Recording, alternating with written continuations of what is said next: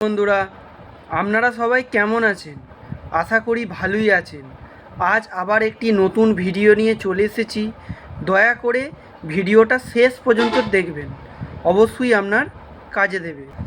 আর ভালো লাগলে অবশ্যই সাবস্ক্রাইব করতে ভুলবেন না।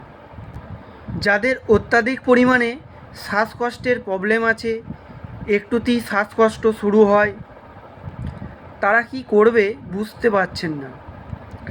শ্বাসকষ্ট কী কী কারণে হতে পারে?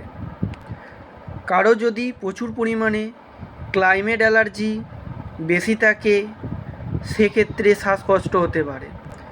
কারো যদি ক্লাইমেট অ্যালার্জি অনেক বেশি থাকে, সেক্ষেত্রে অ্যালার্জি টেস্ট করা যায়, সেটা করে দেখতে হবে কত পরিমাণে বেড়েছে।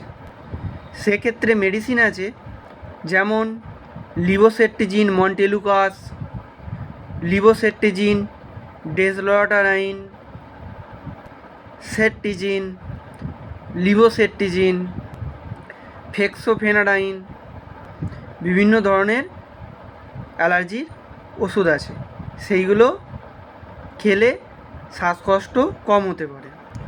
2 নম্বর, কারো যদি সিওপিডি থাকে, অর্থাৎ ক্রনিক অবস্ট্রাকশন ডিজিজ থাকে, অর্থাৎ আমরা যে শ্বাস প্রশ্বাস নিই সেই শ্বাস যদি লাংসের ভেতরে পর্যাপ্ত পরিমাণে না যায়, সেক্ষেত্রে শ্বাসকষ্ট হতে পারে। অর্থাৎ আমরা যে নিঃশ্বাস প্রশ্বাস নিই সেই অক্সিজেন লাংস থেকে সরাসরি আমাদের হার্ট থেকে সারা শরীরে প্রবাহিত হয়, এই সিস্টেমেই চলে। সেক্ষেত্রে যদি অক্সিজেন আমাদের লাংসে সঠিকভাবে না পৌঁছায়, বা আমাদের লাংসের যে বায়ুথলি আছে অ্যালভিউলাই, সেইগুলো যদি পর্যাপ্ত পরিমাণে না ফোলে, সেক্ষেত্রে অক্সিজেন ধরে রাখতে পারবে না।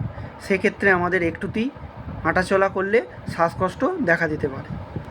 3 নম্বর হচ্ছে মেডিকেল রিয়াকশান। যদি কোনো মেডিসিন খেয়ে অ্যালার্জি হয়, সেক্ষেত্রে শরীর রিয়াকশান করতে পারে, শ্বাসকষ্ট হতে পারে। তাই অবশ্যই কোনো ওষুধ খাওয়ার আগে আপনি যদি জানেন তো খুবই ভালো হয় যে কোন ওষুধ খেলে অ্যালার্জি হয় না, সেসব ওষুধ আপনি ব্যবহার করতে পারেন।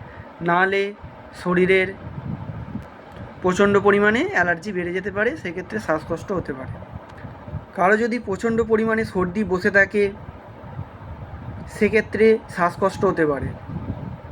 প্রচণ্ড পরিমাণে সর্দি, গলা, লাংস এইগুলোর উপর যদি প্রচণ্ড পরিমাণে সর্দিটা বসে ইনফেকশান করে দেয় লাংসটাকে, সেক্ষেত্রে শ্বাসকষ্ট হতে পারে। কারো যদি হিমোগ্লোবিন কম থাকে, যদি কারো শরীরে রক্তের পরিমাণ কম থাকে, সেক্ষেত্রে শ্বাসকষ্ট হতে পারে।